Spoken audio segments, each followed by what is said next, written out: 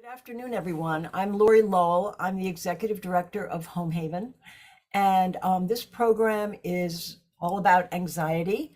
And it was organized by the Home Haven Health and Wellness Committee. And I'd like to thank Susan Bears in particular for contacting our speaker and arranging for us to have this program. So I'm going to turn it over to Susan, who will introduce our speaker, Dr. Deborah Freed. And Susan, if you just say a word about yourself, that would be lovely. And then you can introduce Dr. Freed. Okay. Go ahead. Thank you. Okay, thank you, Lori. And I don't know what to say about myself. I'm a member of Home Haven and of the Health and Wellness Committee. And so I'm happy to welcome Dr. Deborah Freed, MD, to this Home Haven group to speak on the topic of anxiety. She is a psychiatrist and a psychoanalyst in private practice in New Haven and on the teaching faculty in the Yale Psychiatry Department and Medical School.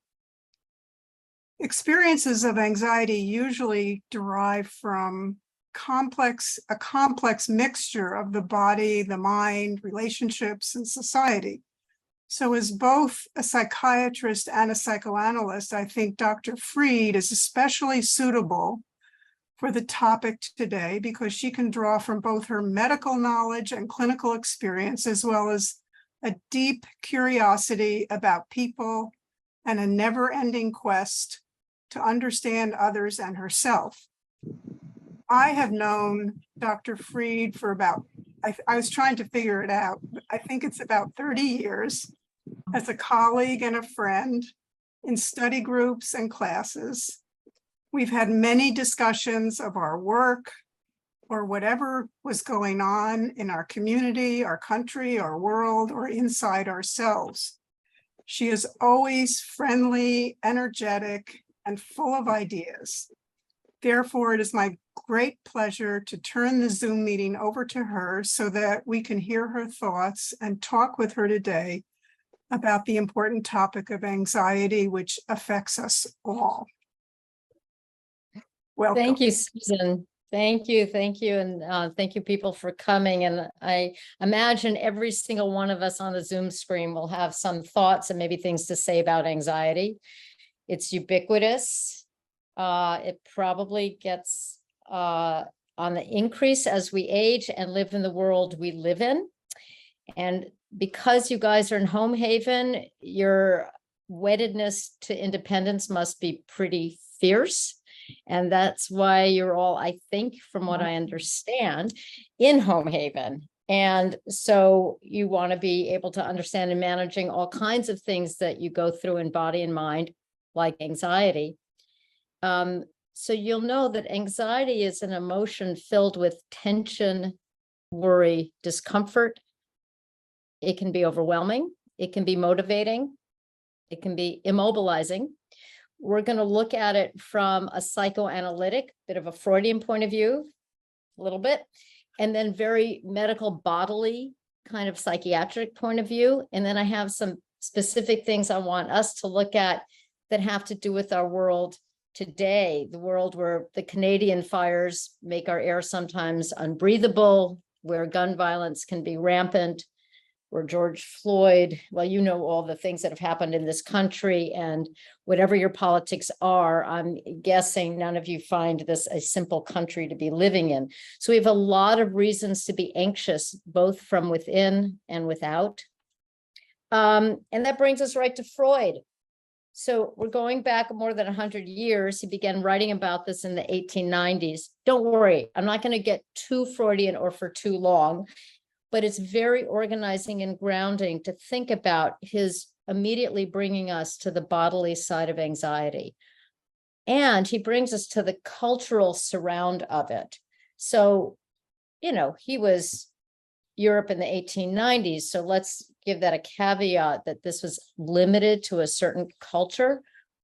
But what he says is that anxiety is a bodily problem. He went on to say more things, but it is still, I'll argue, a bodily problem. he very culturally, misogynistically said, well, it's a really libidinal pent up problem.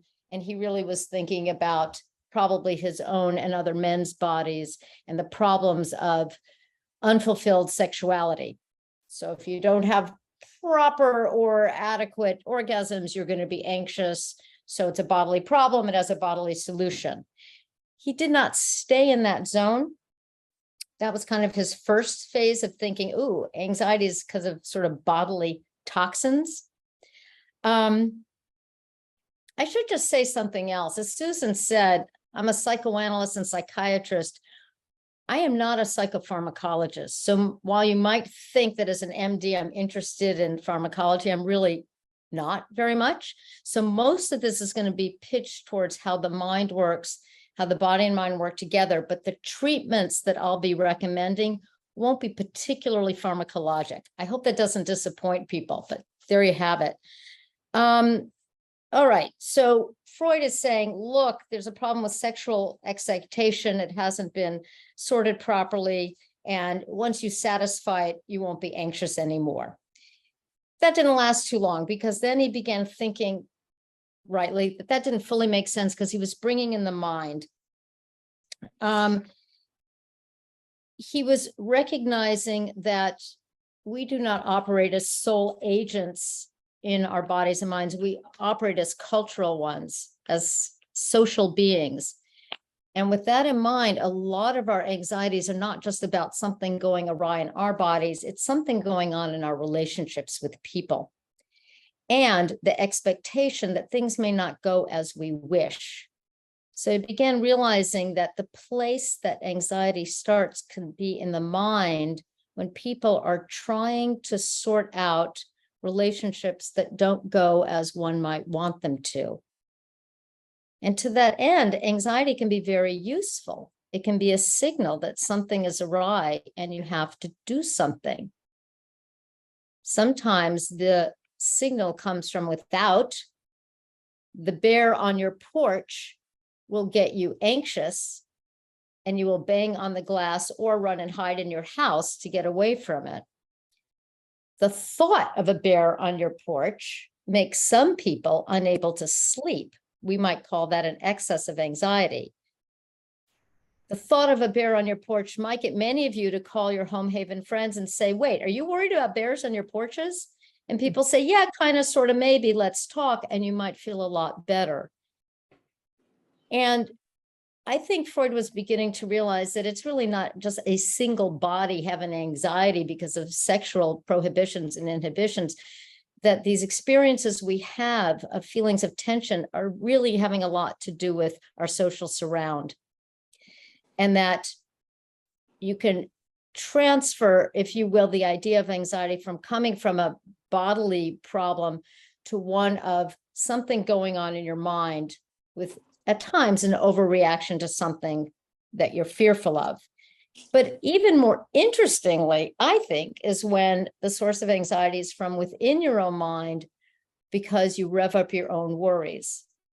That's where I think if you're over anxious about the bear on the porch and you don't call your home haven or other friends for reassurance, that's where we kind of have a problem with anxiety. And that's where talk therapy comes in. I'll be saying a lot more about that later.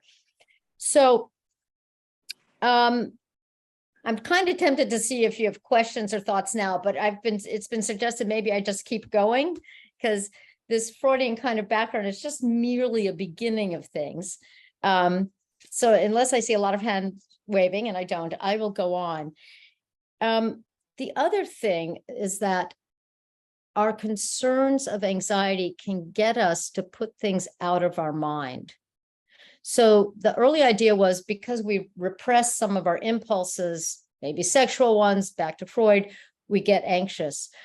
But really, I think often what we've learned is that anxiety operates for us to organize our thinking so we don't have to worry all the time, and we'll put things out of our mind and worry less. It's kind of the innate cognitive therapy that I think we all do all the time. So I know I'm saying a lot about bears on porches. It's because it's recently happened not too far from where I live, and people's reactions to it I find fascinating. So if you can put out of mind, the bear's going to come into my house, you'll sleep a lot better than if you can't. So I think anxiety can motivate us to manage our minds in a way that's very useful. And what we're managing is this impulse to be angry, upset, frightened, have something, get something. Then anxiety can get us to protect ourselves from those impulses. Now, I'm going to do a little show and tell. It's very simple.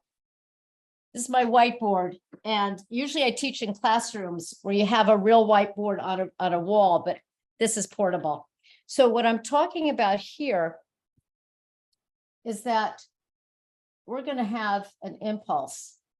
And if you're Freud in 1890 in Vienna, you're saying it's a male sexual impulse. You already know we've ridiculed that enough. That's too limited. I'm saying you're also going to have here and now impulses. Help, I can't breathe. The Canadian fires make the air in New Haven so bad, I'll never leave my home. That's getting carried away. The impulse can be, I'm going to put my head under my pillow, shut the windows tight, and never leave home. We might say, oh, you're developing agoraphobia. That's not a useful impulse. Impulses can be of all sorts. And if we expand this to think about what makes us anxious, a lot of what can make us anxious are unacceptable impulses. If I have an impulse right now to do something that would be very untoward, if I wanted to, say, start speaking so loudly it hurt your ears, I would have to stop doing that. I would, in fact, feel anxious that, oh no, I mustn't get carried away.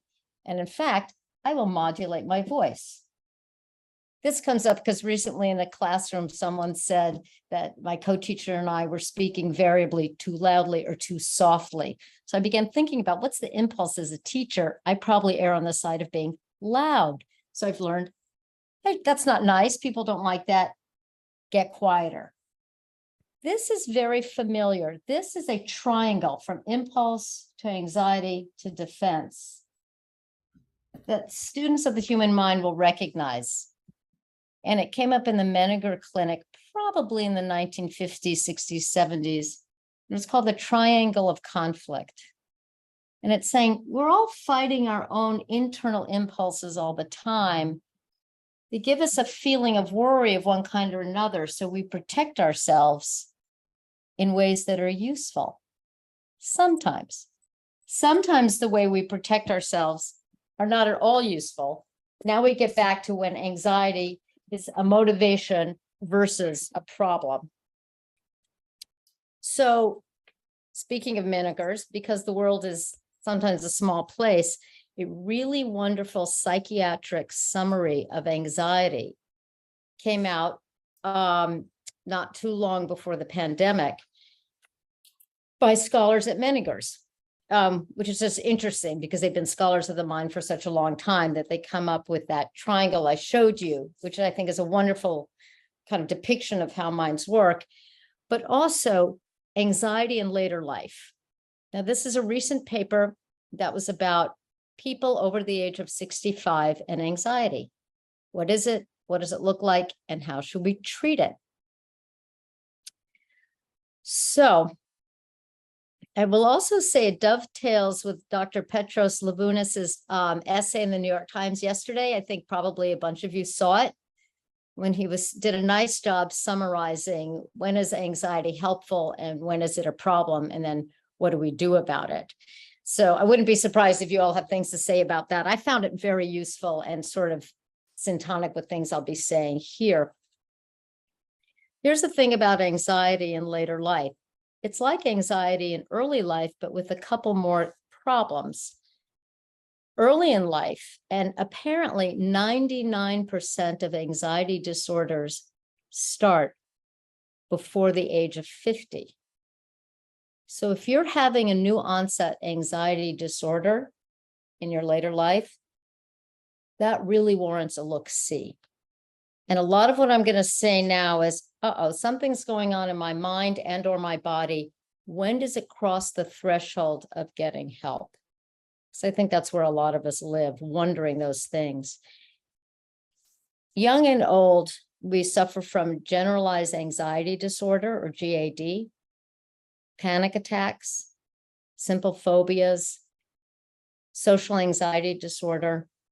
But as we age, we're also worried about losing our ability to think and to maintain our balance. So the fear of falling and our neurocognitive concerns increase with age. Now, this summary article supposes that only 8% of older adults at any given time suffer from a diagnosable anxiety disorder. The National Alliance for the Mentally Ill says it's closer to 20%. I think we all will agree it's probably vastly underdiagnosed and therefore undertreated. I don't think there's a thinking person alive who doesn't struggle with anxiety. And mind you, a lot of this literature was before George Floyd, before the pandemic, before the recent spate of gun violence, certainly before the Canadian fires. I think anxiety is probably very common. I think also anything that I'm going to say to you of what's known or what's been found, we know is colored by the source. We only know the patients who come to our offices, who respond to community studies. It's so severely limited that all we can know is that we don't really know everything we wish we did, and we're probably wrong about a bunch of things. So all of this is to say, whatever we discuss in the coming hour, your own relationship to your mind, your body, your own anxiety of what's of paramount importance, rather than data, which is skewed. Because data based on who comes for treatment or who answers the questionnaire isn't particularly good data, but it's what we have. Is Helen raising her hand? Is there a problem? No, okay, okay, thanks. All right. Okay, anxiety is considered more common than mood disorders.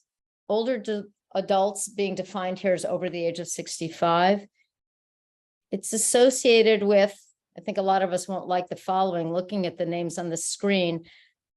People who identify as female are far more likely to experience or report experiences of anxiety. Soberingly, more reports of anxiety in people of lower socioeconomic status.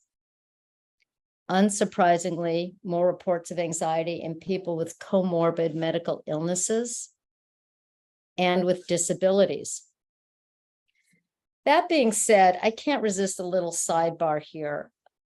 I'm guessing some of you, and I think it was Pat explaining to me, you're a very active crowd. You take off the summer because you're hitting the road, you're traveling, you're doing stuff. So I wouldn't be surprised if some of you saw the very compelling dance performance last week, Heidi Latsky Dance. It's part of the Festival of Arts and Ideas. I bring this up because it kind of reminds us not to presume things. Here we have the researchers saying those with disability have more vulnerability towards anxiety. Did anyone see that dance show, Heidi Latsky Dance? All right, so I'll be very brief about it, but it had disabled people performing, several people in wheelchairs, people who didn't have all their limbs. It was very dramatic. They were doing this to show that they wanted to, and that they're not feeling particularly inhibited or particularly disabled. It was a wonderful performance. The point of this, again, is to remind us, we think we know things. Often we don't. That being said, I'm going to keep on going because we've got to work with something, right?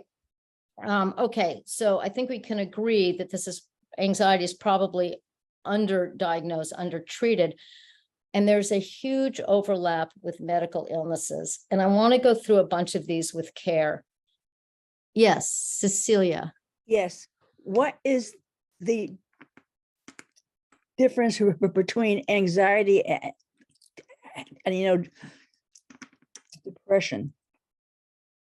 Good question. What I'll say is that anxiety is a chronic sense, or it can be an intermittent sense of worry and a trouble and a sense of foreboding that something bad is going to happen. Depression, you may not have that kind of foreboding. You may just feel no energy and a sad mood and a not wanting to live. And anxiety, you may feel a perfectly chipper mood and a perfect sense of your own aliveness and you want to live, but you're really worried. So while there are overlaps, there's also great distinctions. And so I'm going to be going through the different anxiety disorders, and I think it'll further my answer to your question, Cecilia. But I do want to spend time. Yeah, Carrie. If I have a habit perhaps of looking at fear or anxiety or whatever and saying, how can I cause this thing to become my friend? How can I use this emotion or this something or other to move in a positive direction? And you've sort of hinted at, but any comments you would have as to Yeah, we'll be how- getting very soon. I'm going to get to exactly that, how we give ourselves kind of therapeutic talkings to. So yes, that's a really good point, Terry, because I think that's where the treatment part of this comes in. But I do want to, again, stick with the body because I think we're at risk for presuming things are anxiety when they're not. And that's one of my biggest worries for all of us as we age. So here's an example. You feel anxious, you feel full of trepidation, your heart's pounding a little bit. Maybe you didn't notice that it happened after you climbed your second flight of stairs, or maybe you didn't notice it happened after walking 2 blocks instead of your usual 4. And maybe it happened when you needed 2 or 3 pillows to sleep on instead of your usual sleeping more flat, because you didn't realize you were having symptoms of congestive heart failure. As we age, our hearts don't pump as forcefully, and we're all vulnerable to less functioning heart muscles and increased risk of some fluid backup, which gives us these short of breath feelings, which sometimes we recognize as a body feeling and sometimes shows up as an anxious worry. Throughout these things I'm going to go through about medical conditions, you all know, and I presume have, primary care people who you have a working relationship with. Because if nothing else, I hope you take from this the importance of that, and to know when you should and when you shouldn't worry about a bodily sensation, because you are your first diagnostician. And I want to give you some tools with which to think about your bodily experiences. Likewise, you sometimes may have been lying at rest and feel your heart do a somersault in your chest. That's a premature ventricular contraction. Till proven otherwise, it's benign. It happens to everybody a few times an hour, a few times a day. But if you don't know what that is, you're going to be very alarmed. And if it happens a lot, you will have already been to your cardiologist. But it can happen even with the regular expectable infrequency and still make you feel short of breath. And then you don't know, what is this? So, too, with thyroid disease, when you can feel a rapid heart rate or dry skin or gastrointestinal symptoms, and given that estimated 1 to 3% of women are going to have thyroid disease, you all know at least 100 women, at least 3 are going to have this. Things like this are going to happen and can be confusing at first. Same with diabetes. It's estimated that more than 10% of the US population has diabetes. So if you're feeling tired and hungry more than usual, is it because you're not eating and drinking enough, or you have an adult onset diabetes? Same also with migraines, which can present as anxiety and without a headache. Note to self. Neurologists are good to consult with when you and your primary have run out of ideas. Same with chronic obstructive pulmonary disease, COPD, and same with GI disease like irritable bowel. All of these things can show up with an anxiety component being so prominent that it takes a while to sort out, what is it, anxiety or one of these medical conditions? I want to speak about the problem of medications and their side effects.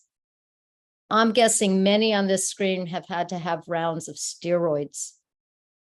If you garden and you get your poison ivy and it's not healing so well, you're going to be put on a Medrol pack.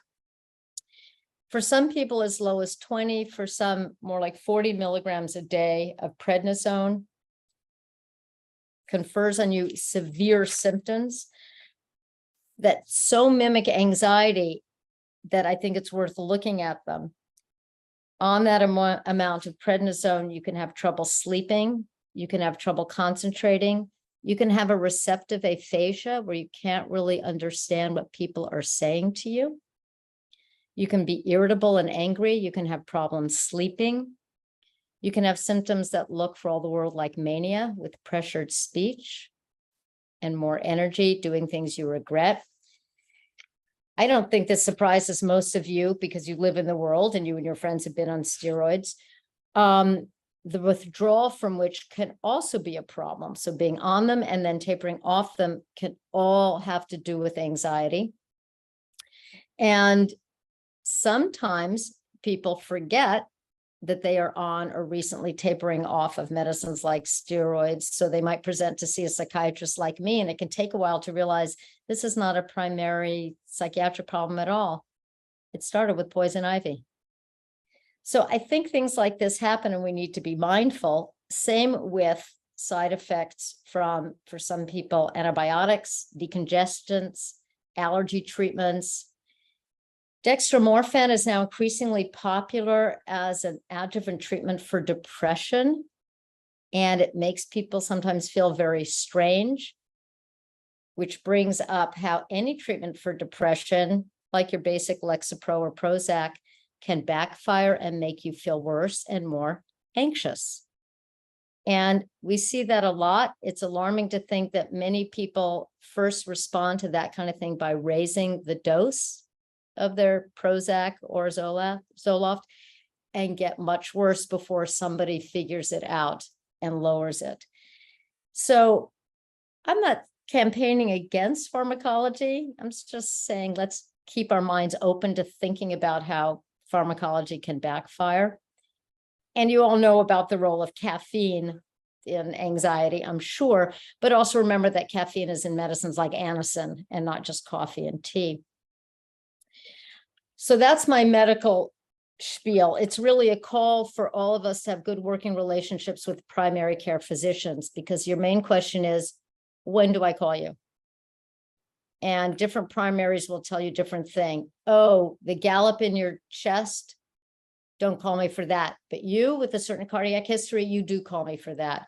So if you don't have a good working relationship with your primary, find one with whom you can, because I think that's what a lot of the initial treatments of anxiety has got to include.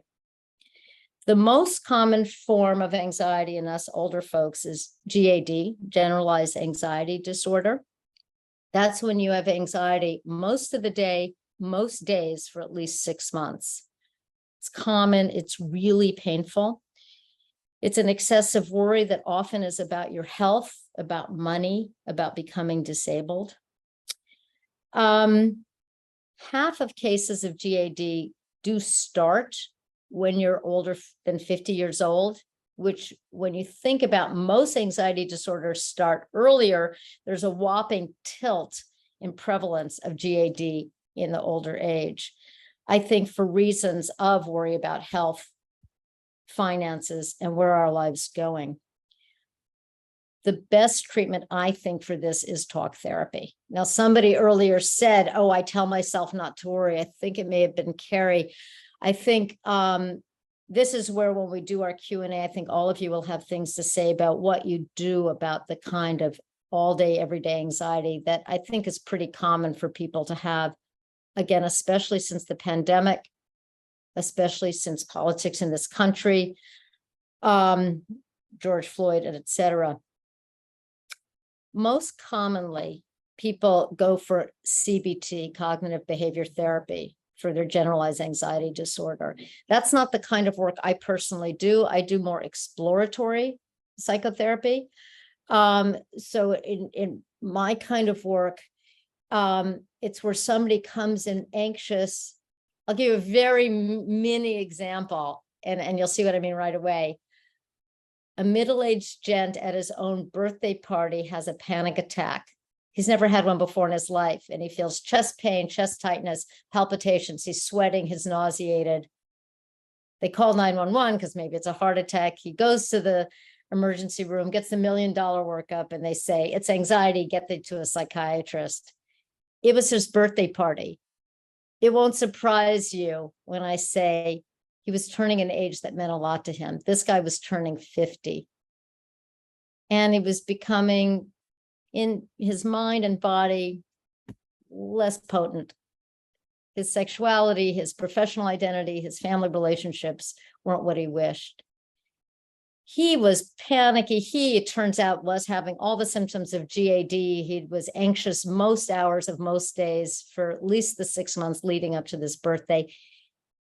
He didn't need pharmacology. He ended up having a very extensive medical workup that proved negative. This happens a lot. He needed to talk. He needed to talk about turning 50. You can well imagine how this goes. It was very helpful to him, and he didn't have any more anxiety symptoms after he could give his worries some air. So I hope that addresses the kind of thing that our friend Carrie was saying, that yes, talking these things through helps enormously for most people. Okay, there's a public health problem. Not everybody has access to come for an hour a week to talk to their neighborhood psychiatrist. There are parts of the country there aren't people to talk to.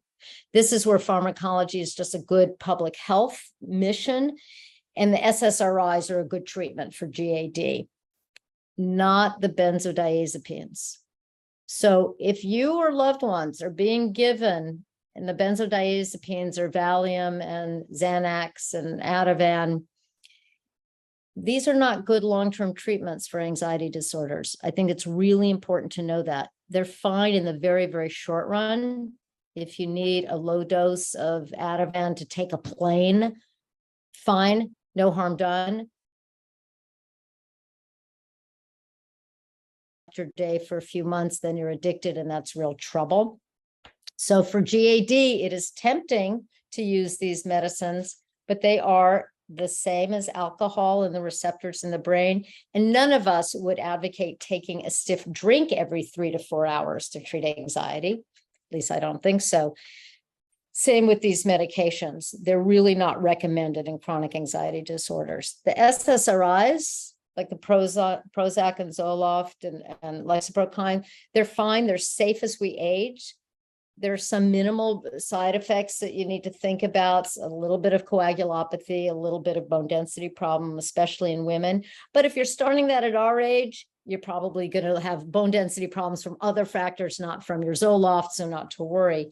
But again, as you could hear about my 50-year-old panicking at his birthday, I think talk therapy is really a better bet.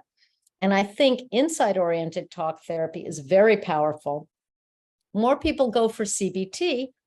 CBT is a more structured, programmatic, directive, homework-driven therapy that would say to the anxious person, we're going to write down the things that make you anxious. We're going to tackle them one at a time. And your homework for our next session is this. It's very useful. Some people love it, and I refer people to clinicians in the New Haven community for that kind of work. It's just not the work I tend to do. So if you all may know more than I do about it. Maybe that'll come up in the Q&A. It is effective for anxiety disorders. Let's go on now to panic disorder. This is estimated to be much less frequent, less than 1% of us older adults. If you have new onset panic, and panic is really quite scary. I'm sure some people have had it. Your heart's pounding, you may feel nauseated, you may feel a numbness and tingling in your extremities. You can really feel like throwing up. You can feel a tightness and feel like you're going to have a heart attack. You can feel like you're going to die. It's terrible. When it's a panic attack, it usually abates in 20 minutes. When it's a panic attack, you might have a sense of its antecedent, like, oh yeah, I was in the MRI scanner and they were scanning my head and neck for an hour. That makes some people panic, but often it comes from inside, something too subtle to know, and so it feels out of the blue. You need to check for medical cause of new onset panic attacks, especially when the person doesn't know the antecedent, like being in that MRI. That's where you're checking for endocrine disorders, medication side effects, irritable bowel, stuff like that. The treatment for that can also be exploratory dynamic psychotherapy, but that takes more time and money than some people have. So there again, SSRIs and CBT are used, but I really like talk therapy for panic disorder. Again, like the gent turning 50. I think often you can get to a cause like that and really help someone more than giving them pharmacology or a homework-driven CBT. But I do refer people to CBT because I know my limits. Rare after the age of 55, but important to know about are social phobias. Usually in the older age group, there's only 2 things that have been found in the social phobia range. Usually people know their temperament. You know if you're an introvert or an extrovert or how you do or don't like to socialize. So a kind of new onset social phobia tends to happen when you're called upon to write or type in public in a way you'll be seen, or to talk when you're not used to talking in public. So I find an kind of understandable concern about feeling vulnerable. I don't talk or write or type so well in public, you might think. So you get afraid of going out in public.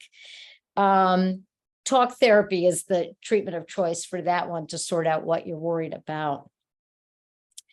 Okay, so a much higher percentage of us will be having specific phobias. It's estimated that 11% of us older folks are going to have a specific fear, a fear of injury, a fear of animals, a fear of our natural environment, a fear of losing control, losing our hearing, losing our sight, fear of losing our independence, a fear, hello, New Haven, of being attacked or robbed. I don't know if you get the same missives from the Yale University Police that I do, but every day or two, somebody is mugged. It's not great. And what are we going to do about this? Did I also mention fear of falling and fear of incontinence? These kinds of phobias make kind of sense because guess what? We do fall, we do become incontinent, we do lose our hearing and our sight. And the fear of it can precipitate panic attacks. But what turns out to be very helpful, besides talk therapy in the kind of exploratory way that I like to do, exposure therapies are really, really helpful when somebody has a fear of something specific. So I know it best, and the one person I've done exposure therapy and had a spider phobia. But from what I understand, our CBT colleagues are really good at helping us with our out of the ordinary fears of other sorts, like fears of falling, which are complicated because we are at risk as we age.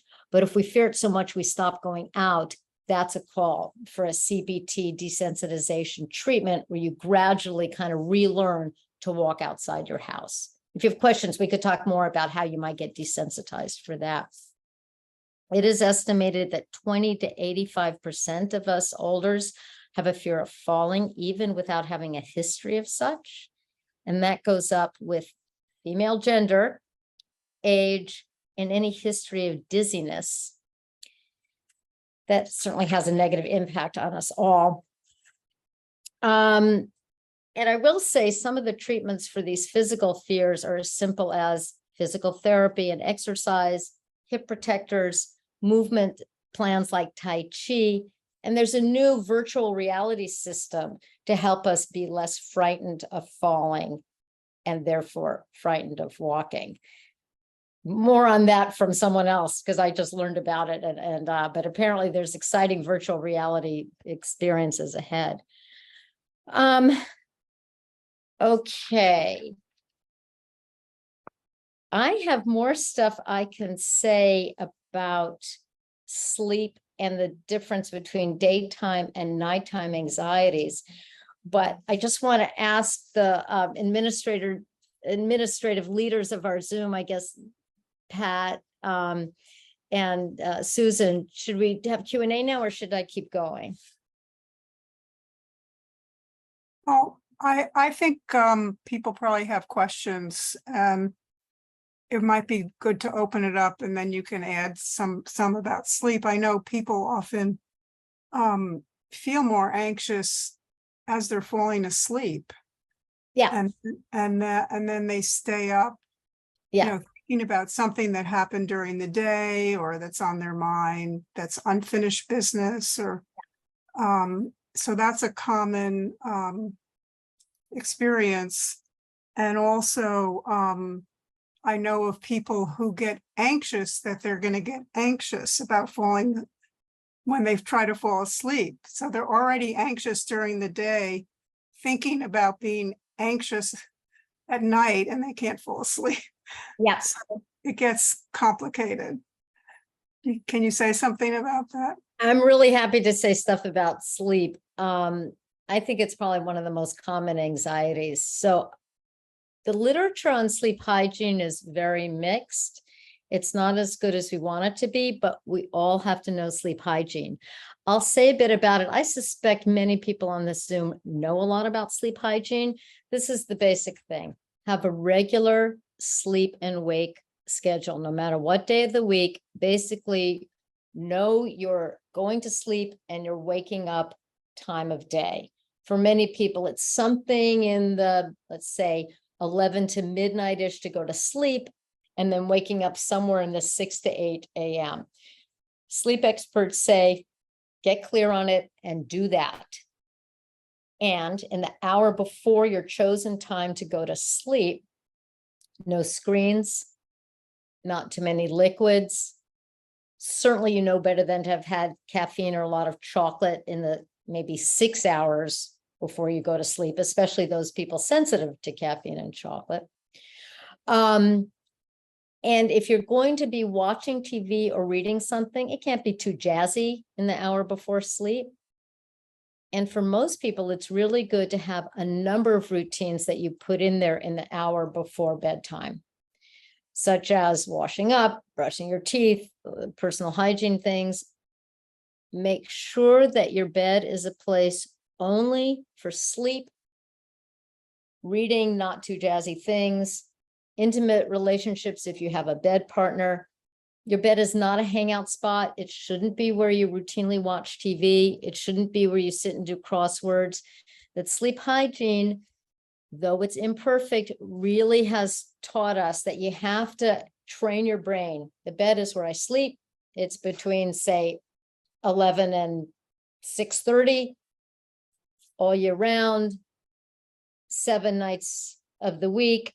Okay, you've gone to a family wedding and you're up till 2 a.m. You might sleep in the next day. Of course, we live in the real world if we're lucky. But basically, find your sleep pattern, stick with it. It's unique to you. Some people need 6.5 hours sleep. Some need 7.5, or 8. Generally, we need a little less as we age, whether or not you're napping. Sleep hygiene people usually say, don't nap. Keep your sleep consolidated to the hours that you choose. Don't have screens. Right there, a lot of people break that rule, no screens in the hour before sleep. And then what to do if you have trouble falling asleep. I'm not a big fan at all of pharmacology to help you sleep. I am a fan of your own cognitive therapy about what you can think about that'll help you sleep. And what I've seen, people who like to learn, and I think that's everyone on this screen, otherwise you wouldn't be here, like to be reading and learning something. And I think what you can do if you habitually have problems falling asleep, think about what you've been learning, as long as it's not a scary thing. If it scares you to learn about, oh, let's say Donald Trump, don't think about that before you go to sleep. Think about, oh, you learned something about the business world in Mumbai, which is interesting to you, but not likely to keep you up unless you have loved ones there, in which case you wouldn't choose that. Have something you've been learning and have that available to be on your mind as you're trying to fall asleep. And I've seen that really work for people. and kind of get them out of the cycle Susan's talking about, where they become anxious about being anxious about having a difficulty falling asleep. So think about that. That's something you're learning that's not getting you too jacked up, too revved up, too anxious about a loved one, but something that you're learning, have that available to be on your mind for when you're trying to go to sleep. It's also accessible in the middle of the night when you've gotten up to use the bathroom and you go back and you will worry, can I fall back asleep? Think about that same not too exciting thing you've been learning. The other thing this brings up is, what kind of room are you sleeping in? You probably know this. It should be very cool. It should be very dark. It should be not full of blinking lights from a screen or a TV or your phone. They sell things these days, TVs, lamps, all these things that blink and do things at night, cover them. Either unplug them, cover them. You really need a dull environment, and it should be quite cool even in the winter. And I've heard people, when they're looking at their sleep hygiene, the lowest temperature I've heard in winter nights is 55 degrees. That's pretty chilly in a sleeping room, but it can work. But do not be as warm as you would be if you weren't under the covers. People tend to sleep better under some kind of covering. So the room has to be cool enough that you can do that. So cool, dark room, have something to think about that's not too engaging. And I think that goes a long way towards helping sleep. Oh, and the other thing, this is key, no checking the clock. People come in and say, oh, I always wake up at 4 a.m. The question is, why would you even know that it's 4 a.m? You shouldn't know. If you wake up in the night, whether to use the bathroom or for whatever reason, dreams, thoughts, worries, anxieties, do not check your clock. Don't give your mind anything to wake up for. You may use the bathroom, then you go back to bed in your cool, dark room. There's no lights, there's no checking your clock. Then you go back to thinking, oh yes, I was learning how to play Mahjong. And you do this and that, and these are the rules, and you'll be out. And you train yourself. It may not happen the first 1, 2, or 3 times, but this is the kind of thing that has legs. I've seen people really turn their sleep things around, but it's very hard for most people not to check the clock. Other questions, thoughts? Yeah, Pat. Wait, Pat, we can't hear you. Please unmute, Pat. Okay, can you hear me now? Okay. Screening for anxiety. This has been a recent issue in the medical literature. Like we are screening for depression for all adults who come into your primary care provider, come into the emergency room. One of the questions you are asked is if you have had symptoms of depression. The new recommendations are that adults 65 and under should be screened for anxiety. My understanding is that over 65 they did not have that recommendation just because they didn't have any research. But I think because you have said, Dr. Freed, that anxiety is so common, maybe we need to be more comfortable at sharing that we've had these feelings and getting that information out to healthcare providers who take care of us. But, you know, wouldn't it be nice if the system was set up to ask us that? Well, this is American. In American healthcare, what I recommend, if you are curious about sleep issues or anxiety issues and you're starting with your primary care, call them and make an appointment for that. If you link it, oh, I'll bring it up at my annual physical, they may not have given enough time for the appointment. You can make an appointment saying to primary care, I'm not sleeping well, I'm feeling kind of anxious, I want to make sure it isn't medical, I want to know my next steps. And most primary cares can manage that. I mean, most treatments for depression and anxiety in America are not by psychiatrists or mental health professionals. They're by pediatricians and primary care physicians. So they're usually pretty good at it. They're often really good at it, and I think especially in the New Haven area, but you have to call it and make your appointment accordingly. It can't be dovetailing. You can't draft over your knee complaint or something else because it isn't going to be built in, and they don't have time. but you're allowed to make it your chief complaint. Mhm. Vic. Unmute. Okay, thanks for a terrific talk, Debbie. I want to put a plug in for physical exercise and physical fitness. You want to say more? Nope, just Well, like, okay, every day, do something, exert yourself, push yourself physically. so I'm with you wholeheartedly. I think there's a couple things all of us need to do all the time. We need to eat right, exercise right, and sleep right. Now, I hesitate to say it to group because some people hate exercise and some people can't because of various medical things. But I think if you can, most people feel better and sleep better and are much less anxious if they exercise every day. A recent physician told me with great pride, he's a gent, like me, mid-late 60s, says, I exercise an hour every day. And that way I don't worry about all the things I to worry about. And I thought that sounds about right. So I think, Vic, that's along the lines of what you're saying. I think the main thing is to know what works for you. Some people are readers. Some people are artists. Some people are poets. If you take the paint away from a painter or the earth away from a gardener, they're going to feel anxious. If you take the running shoes away from an athlete. So exercise for those of us who love that. But I think you also have to know what works for you. Many people who, especially if you can't exercise for a variety of reasons, regain their former loves of music, art, sewing, baking. So exercise is way up there, helps our bodies and minds, but these things that you know about yourself that are important, do them too. In essence, I'm echoing what Vic says, but just expanding it, because I know exercise isn't everybody's thing. And even if they want it to be, it can't always be. Pat. CBT, cognitive behavioral therapy, is such a foundational and learned thing that we can use to help ourselves.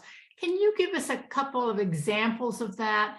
I think it's sort of like what Carrie was talking about in learning to deal with his fears and trying to make his fears his friend. Cognitive behavioral therapy can be very useful. It really can. I only clinically know desensitization strategies, so I'll give you a bit of that.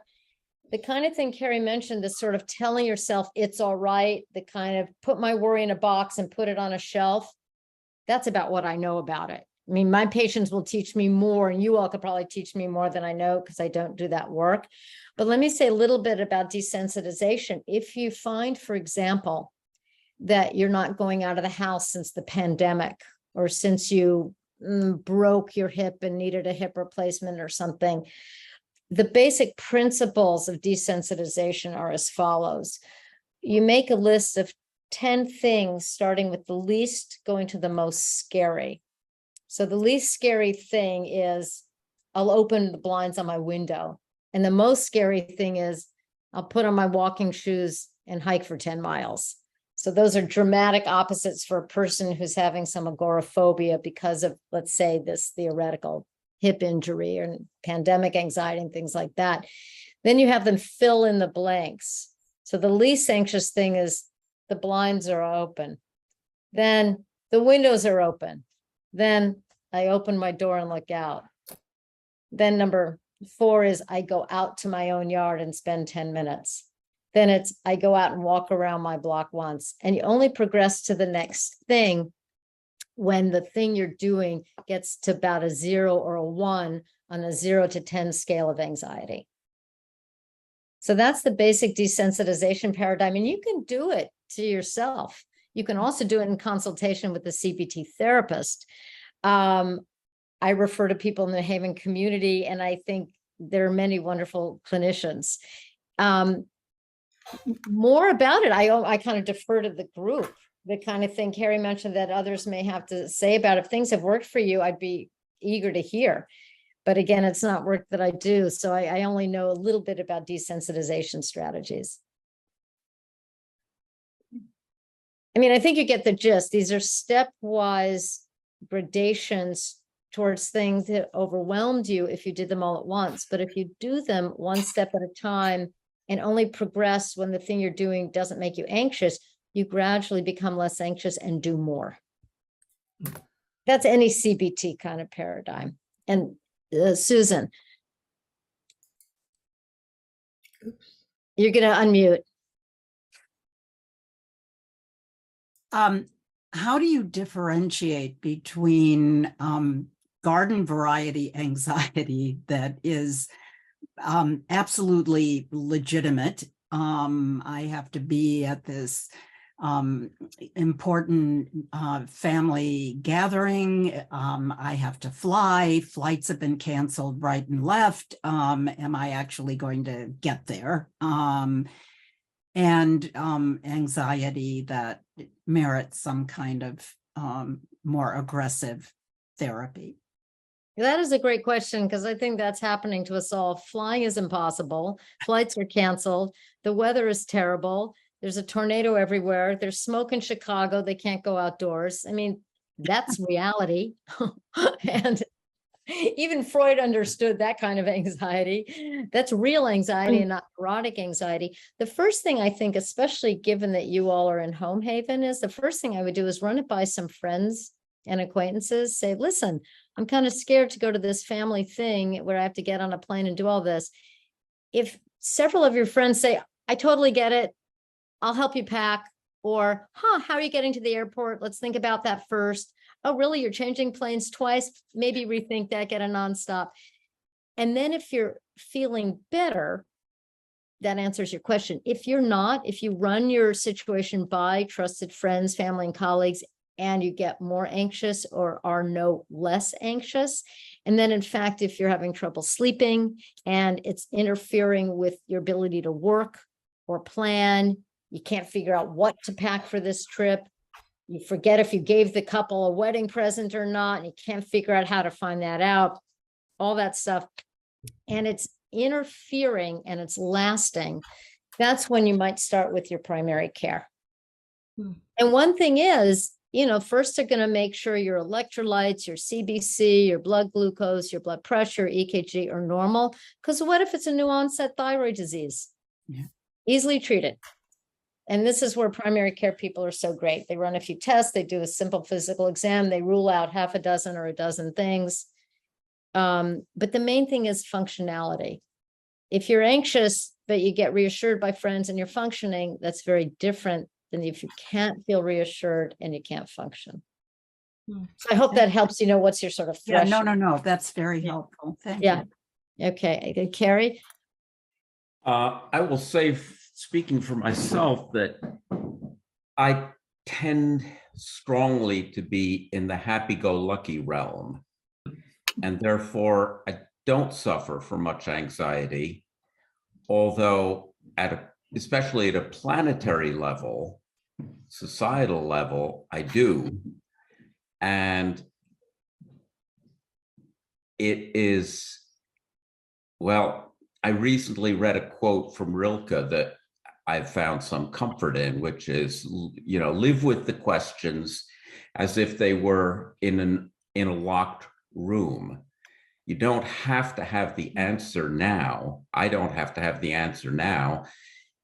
And I find it much more comforting at some level to be looking at the question, planetary, racial, strife, division, whatever, than ignoring it and shoving it under the rug.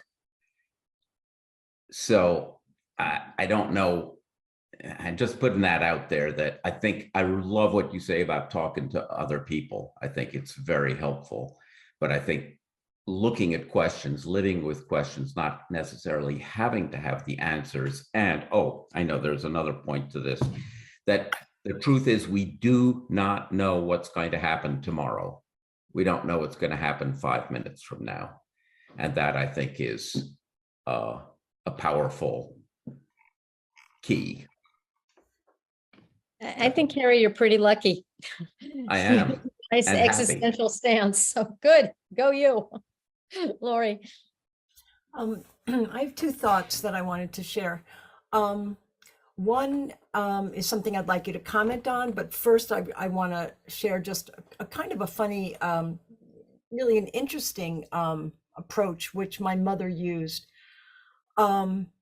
She died at 96. And in the last 10 years of her life, one of the main issues had to do with falling. And she saw friends who fell, and then there was a downward spiral, as the falling led to things. And her response was, I'm not doing that. And this was the way she dealt with many things that she did not want to have happen in her life. She just stated affirmatively, I am not doing that. And it became a joke in the family. Like, we would say, Mom, watch your step. Do you see that? Do you see that thing in the road? Mom, watch your step here. And she would say, make sure you don't fall. And she'd just turn, look over her shoulder at us and say, I'm not doing that. As if to say, why would you even worry about me falling? I'm not doing that. And honestly, at the end of her life, rather than fall when she was losing her balance, she managed to find a way to, I've told many of you this, she would slide to the floor. As she was falling, she'd find something and she'd slip Lean to against the it. floor. Well, but she'd end up on the floor. And when she'd press her alert button, and when they would come, they'd say, oh, Mrs. Lowell, did you fall? And she'd look at them and say, no, I didn't fall. I slid. And then she'd look at them, remember, I'm not doing that. So I just wanted to share that. I love that as a self-fulfilling prophecy. Well, she did that with a lot of negatives in her life, and was a glass half full person. I mean, like you, Carrie, very optimistic and very just had a sunny disposition. The other thing I was hoping you would speak about, Dr. Freed, is that excitement can feel like anxiety in the body. And it's something that I've used with my children, now grown up, but even lately, when something's about to happen and they start and they have a bodily sensation and they start saying, oh, I'm getting anxious. And I would ask them to pause and say, a couple of days ago, you were just excited about this. Well, now it's happening. It's happening today. And now you're getting anxious. But remember that feeling in your body of excitement it feels much the same. The wiggles in your stomach, the heart palpitations, getting a little bit warm, around your face. So if you could talk about that. Well, you and Carrie are half full cup people, and to have a habit of saying to your kids, don't presume anxiety when it could be excitement. I mean, some people would feel not recognized and not understood if you said, oh, honey, don't presume it's anxiety, it's excitement, because sometimes it is anxiety. And just like your mom, she wasn't going to do that, so she slid instead of fell. But we all have 10 stories about I'm not going to fall, and then there's a broken hip. So I think it depends on luck of the draw and attitude and things like that. But I think maybe your point is, can we please expand our thinking and not presume that just because we're old, we're bound to fall. And in fact, your mom was realistic. She would have fallen if she didn't find the wall to slide down against. So she must have habitually walked close enough to walls, so when she felt it, she could find the wall and slide down. So she was going to fall, but she reframed it and arranged and planned and had to probably be meticulous so she wouldn't be without her sliding surface. And so too with the recommendation to your adult kids, keep in mind anxiety and excitement feel similar. If that works, that's the proof of the pudding. That is what you care about. We all know that for some of our adult children, that wouldn't work because they need us to tolerate and recognize their anxiety. So there's a huge variety, but it's working in your family. And that's what's important for all of us here. Our anxieties and those of loved ones will differ. And we have to think expansively and attentively about ourselves and others. And it's going to vary. Could you say a little bit more? Carrie, I see your hand is up and I'm going to be the administrator. Yeah. And let's give other people who respond more slowly a chance to ask Sure. questions, please, before Oh, yeah, Debbie, before you call on Carrie. Thank you. yeah, I Um, agree. Could you say something more about reframing, please? Well, Reframe. that's our CBT people, and that's certainly Oh, not okay, me. okay. But I will say this. Okay, so here's something. Someone came into my office yesterday and they handed me a box that had come to me in the mail. Now, they wanted me to thank them, right? But I also worry about things. I don't think we're supposed to touch each other's mail. And if if there's a box you see in a building with somebody's name on it, you can leave it be if it's in a reasonably safe place with which this was. So a negative frame, which I had to struggle with, was, what are you doing messing with somebody else's mail? A positive reframing is, oh, how nice. You saw mail, you worried something untoward could happen, you brought it into the intended recipient. That's an example of a positive reframe. The problem is, if you're an exploratory clinician like I am, I think there's more to it than positive reframing, which is why I'm not a good CBT person. Because I think behind every good deed is this sort of more complicated communication, or there might be. So that's why you get referred elsewhere if you want positive reframing. I think Richard.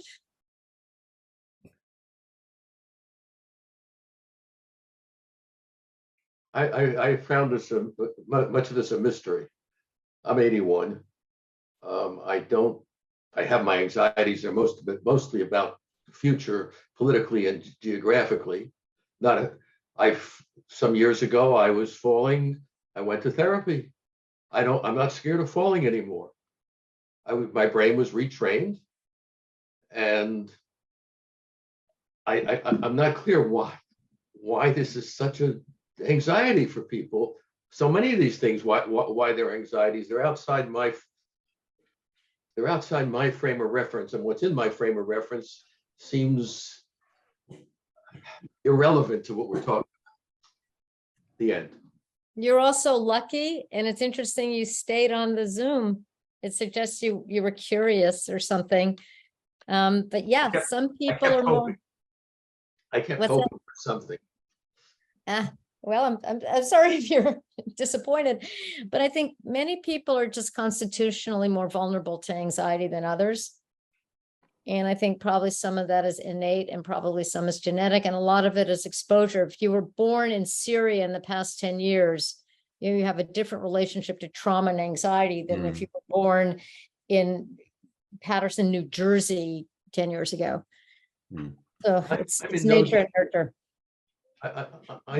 I'm not immune from anxiety. I'm saying my anxieties are very different from what I'm hearing from most people. But I'll stop.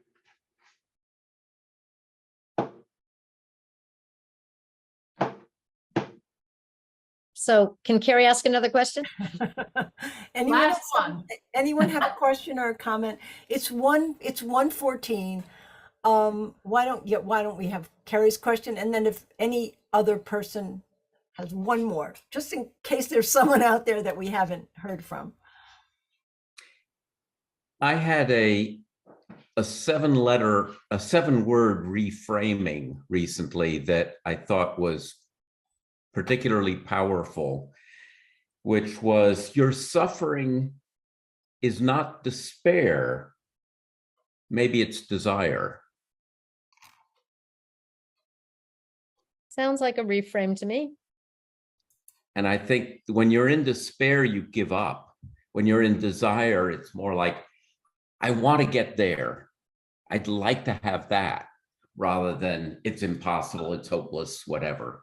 It's So like that's all. Lori's comment to her children. This isn't necessarily anxiety, it could be excitement. That's I think that's Exactly. along those same lines. Exactly. Yeah. Lovely if it works for you. Yeah.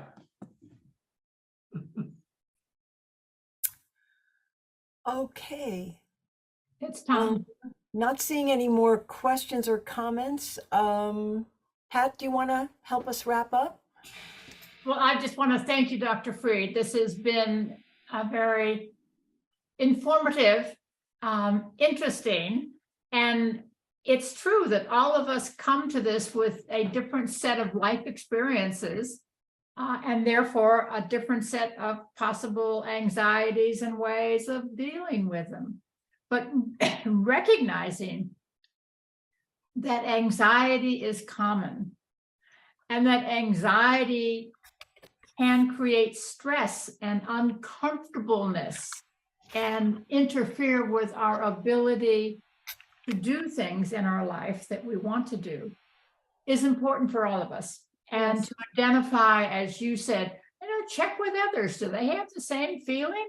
Or am I getting a little over the top on this and maybe need to check in with somebody? So I'm glad you didn't talk about pharmacology, because a lot of this is just our day-to-day living and learning to live with all of what's going on in our world and all of what's going on inside of us, all the changes that our bodies are undergoing. And so I thank you. I thank you very much for sharing this hour with us. Susan, I thank you for getting Dr. Freed to come and talk to us. And I could see a repeat of this at a later time, anxiety part 2. Or maybe we'll find somebody who does a lot of CBT. You might want that. How about a mini course in CBT? I Because really like that. I've heard that can be so powerful. Mhm. Thank you, Debbie. Thank you. for You're spending- welcome. A pleasure. Thank you Thank all you for so much. participating. Thank you Yeah, so much. thank We you very, appreciate very your much. time and your expertise.